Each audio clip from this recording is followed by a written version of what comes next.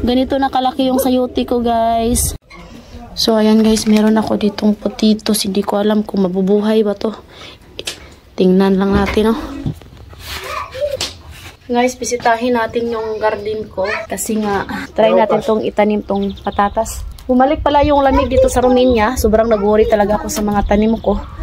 Pero, thanks God kasi dito sa place namin, sa lugar namin, hindi po siya masyadong malamig. Sa ibang lugar dito sa Romania, nag-snow, tapos nag-negative. So, kaya tingnan natin yung mga gulay ko. Hindi ako nagdilig kasi nga nag-ulan. Basa pa yung lupa. Ayan o, ito yung upo. Ayan yung iba, hindi pa nakabukhad. Tapos, saya ko loyede. Tapos yung okra ko din. Ganito na sila kalaki. Nalimigan yata to sila, guys. Update ko rin kayo sa aking sayote, guys. Ganito na kalaki yung sayote ko, guys. Nabuhay naman sila lahat. Pati ito, ayan o. May tumubo na rin. Tapos itong ano, isa. Tapos itong ano, guys, isa rin. Tapos yung liso sa sayote, guys, na tinanim ko, tumubo rin siya, guys, oh, may dahon na. Tapos yung mga sitaw ko, good news kasi tumubo po sila lahat. Ayan, tingnan na, malalaki na rin sila, guys. Yan yung sitaw ko. Yung iba, oh. Yan. Yan. Ito yung pichay ko. Yan. Isabuwag na diha. Ito yung kangkong. Ano yung kangkong. Tumubo. Okay lang kung maunsa sila sa lamig. Kasi yung weather dito sa Romania pa iba-iba. So in case na mamatay sila, so meron pa akong reserba. Doon lang talaga ako nag-worry sa sayote kasi sobrang mahal yan, guys. Pag yan namatay, wala na tayong itatanim. Naglinis biyanan sa mga onion. Nagtanim siya ng grapes, guys. Ipapakita ko sa inyo yung garden doon kasi nga nalinis na ni Papa, guys. Naputol na lahat yung mga damo. From dito pala sa gilid. Diyan sa gilid tinaniman ni Papa ng grapes. Ayan, oh.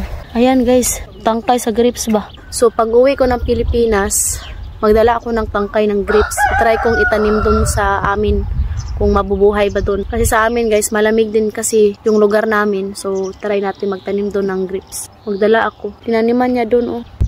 Ayan, sa gilid-gilid. So ayan na, guys.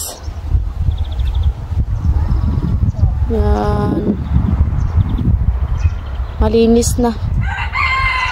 Laki ng space.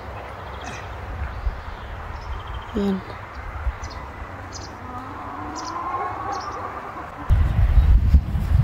Masarap magtambay dito, lalo na pag summer. Bugnaw. Laki ng space dito, guys. Hindi pa namin dito nataniman ng prutas. Kasi noon, 2017 or 18, tinaniman namin to dito ng mais, mga beans. Kaso nga lang dahil sa kural, nakapasok yung wild pig tapos kinakain yung mga tanim namin. So kaya that time, nag-stop na kami magtanim dito ng gulay. So, kailangan muna namin tong ipaayos itong kural namin dito, guys, kay nasira na. Sinira ng mga wild pig. Pag summer kasi ang dami nila. Gutom. Naghanap sila ng pagkain dito sa kuan.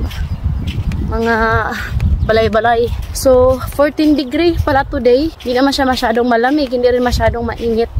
Okay yung weather. Pero 17. Tapos, babalik na naman next week yung lamig. Mga 11 degree. Mga ganyan. Pero okay lang, eh.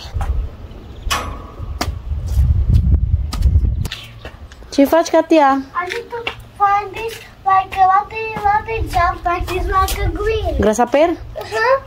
You don't scare that? No, you need to put it on to catch.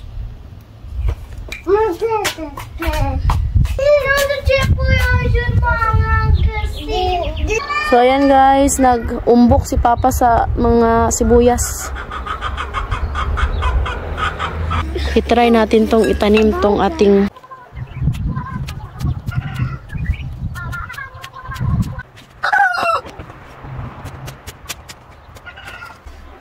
Mami.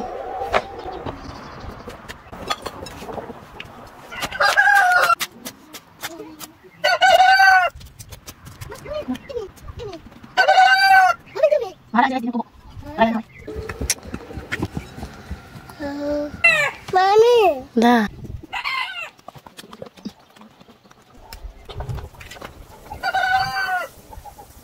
Ini natin.